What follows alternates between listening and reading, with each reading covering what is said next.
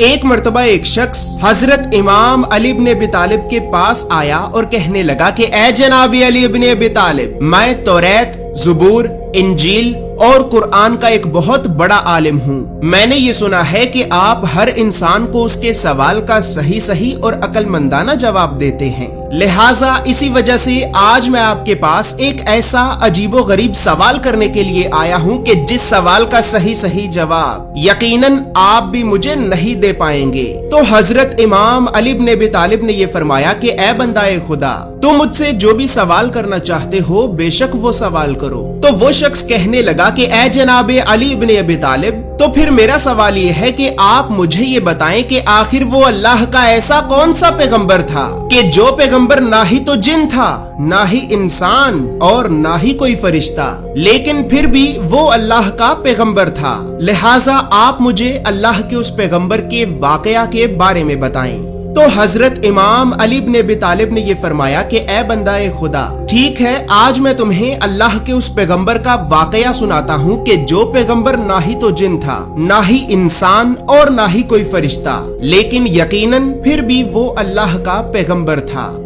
دوستو یہاں پر یہ بات یاد رہے کہ اس ویڈیو میں آگے آپ کو اس پیغمبر کا جو واقعہ سناؤں گا تو اس واقعہ میں حضرت آدم علیہ السلام کے دو بیٹوں قابیل اور حابیل کا بھی ذکر موجود ہے، لہٰذا بہت زیادہ لوگ ان دونوں بھائیوں قابیل اور حابیل کے نام کو لے کر تھوڑا سا پریشان ہو جاتے ہیں کہ آخر قابیل نے حابیل کو قتل کیا یا پھر حابیل نے قابیل کو قتل کیا۔ تو دوستو اس پریشانی کو حل کرنے کے لیے یہاں پر یہ بات یاد رہے کہ قابیل کے نام کا پہلا لفظ دو نقطوں والی کاف سے شروع ہوتا ہے اور اردو زبان کا لفظ قاتل بھی دو نقطوں والی کاف سے ہی شروع ہوتا ہے، لہٰذا یاد رہے کہ قابیل قاتل ہے، جبکہ حابیل کے نام کا پہلا لفظ ہا سے شروع ہوتا ہے اور اردو زبان کا لفظ ہلاک بھی ہا سے ہی شروع ہوتا ہے، لہٰذا یاد رہے کہ حابیل وہ ہے کہ جو ہلاک ہوا، یعنی جسے قتل کیا گیا۔ تو بس پھر اب حضرت امام علی ابن ابی طالب نے یہ فرمایا کہ اے بندہ خدا،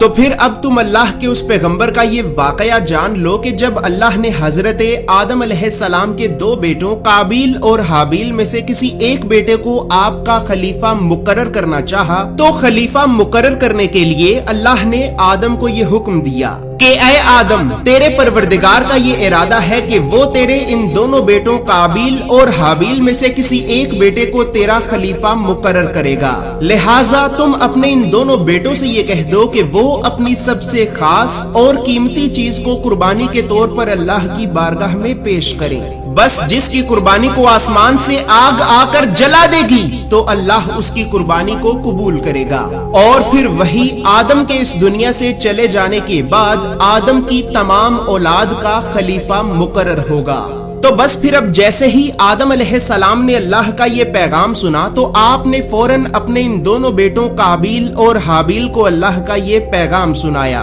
اللہ کا یہ پیغام سنتے ہی حابیل جو بھیڑ بکریوں کو چرایا کرتا تھا تو اس نے اپنی بھیڑوں میں سے ایک سب سے بہترین بھیڑ کو اللہ کے لیے قربان کیا اور پھر اس بھیڑ کو قربان کرنے کے بعد ایک کھلے میدان میں قربانی کی جگہ پر لا کر رکھ دیا، جبکہ دوسری طرف قابیل جو کھیتی باڑی کا کام کرتا تھا تو اس نے اپنے کھیت کی سب سے کچی اور گلی سڑی سبزیوں کو اکٹھا کیا اور پھر انہی کچی اور گلی سڑی سبزیوں کو ہی قربانی کے طور پر باہر کھلے میدان میں قربانی کی جگہ پر لا کر رکھ دیا۔ بس پھر کچھ ہی دیر کے ہی بعد حابیل کی قربان کی ہوئی بھیڑ پر اچانک آسمان سے ایک آگ کا شعلہ آ کر گرا اور اس آگ کے شعلے نے حابیل کی بھیڑ کو جلا دیا، اور اسی طرح اللہ نے حضرت حابیل کی قربانی کو قبول کیا اور آپ کو آدم کی تمام اولاد کا خلیفہ مقرر کر دیا۔ لیکن جیسے ہی دوسری طرف قابیل نے یہ دیکھا کہ اللہ نے تو اس کی قربانی کو قبول ہی نہیں کیا اور اس کے بھائی حابیل کی قربانی کو قبول کر کے اسے آدم کی تمام اولاد کا خلیفہ بنا دیا ہے، تو پھر اسی خلافت کی وجہ سے ہی قابیل اپنے بھائی حابیل سے جلنے لگا، اور قابیل اپنے بھائی حابیل سے اس قدر جلنے لگا کہ خلافت کی لالچ میں آ کر قابیل نے اپنے بھائی حابیل کو قتل کر دیا۔ لیکن جب قابیل نے اپنے بھائی حابیل کو قتل کیا تو قتل کرنے کے بعد قابیل اس بات کو لے کر پریشان ہو گیا کہ آخر اب وہ اپنے اس بھائی کی لاش کو اپنے باپ آدم اور ماں حوا سے کیسے چھپائے۔ تو بس پھر کچھ ہی دیر کے ہی بعد اللہ نے آسمان سے ایک کوے کو اس زمین پہ بھیجا اور پھر اس کوے نے ایک دوسرے کوے کو مار کر اپنی چونچ سے زمین میں ایک گڑھا کھودا اور پھر اس گڑھے کو کھودنے کے بعد آسمان سے آئے ہوئے کوے نے اس مرے ہوئے کوے کو اس گڑھے میں دفنا دیا۔ بس جیسے ہی قابیل نے اس کوے کو دیکھا کہ اس کوے نے تو دوسرے مرے ہوئے کوے کو زمین میں گڑھا کھود کر زمین میں ہی دفنا دیا ہے، تو پھر قابیل نے بھی اپنے بھائی حابیل کی لاش کو چھپانے کے لیے بالکل اسی کوے کی طرح ہی زمین میں ایک گڑھا کھودا اور پھر زمین میں گڑھا کھودنے کے بعد قابیل نے بھی اپنے بھائی حابیل کی لاش کو اس گڑھے میں دفنا دیا۔ اور اے بندہ خدا، اب جان لو کہ اللہ نے یہ جو کوا آسمان سے اس زمین پہ بھیجا تھا، تو یہی کوا اللہ کا وہ پیغمبر ہے کہ جو پیغمبر نہ ہی تو جن تھا، نہ ہی انسان اور نہ ہی کوئی فرشتہ، لیکن پھر بھی یہ اللہ کا پیغمبر تھا۔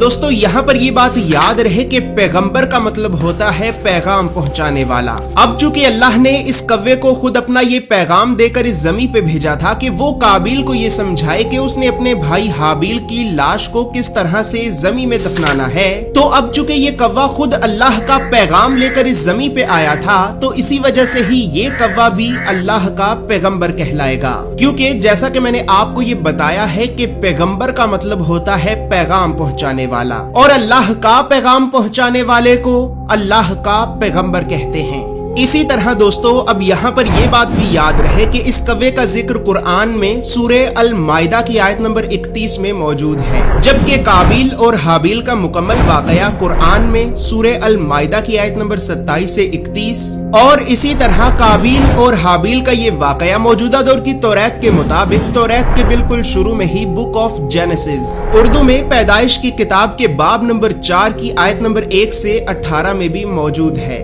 اور دوستو اس شخص نے حضرت امام علی بن ابی طالب سے یہ جو سوال کیا تھا، تو یہ سوال بحار الانوار کے والیوم نمبر 10 میں اور والیوم نمبر 31 میں موجود ہے۔ بحار الانوار کے علاوہ اسی سوال کا ہی ایک طریق آج سے 800 سال پہلے لکھی گئی احادیث کی ایک کتاب الاحتجاج الطبرسی میں بھی واضح طور پر موجود ہے۔ تو بس پھر اب جیسے ہی اس شخص نے یہ دیکھا کہ حضرت امام علی بن ابی طالب نے تو اسے اس کے سوال کا صحیح جواب دے دیا ہے، تو پھر وہ شخص بھی کہنے لگا کہ بے شک اللہ کے رسول نے یہ سچ فرمایا تھا کہ میں علم کا شہر ہوں اور علی اس کا دروازہ ہے، یقیناً جسے علم حاصل کرنا ہو تو وہ علی سے علم حاصل کرے، یقیناً جسے علم حاصل کرنا ہو تو وہ علی سے علم حاصل کرے، یقیناً جسے علم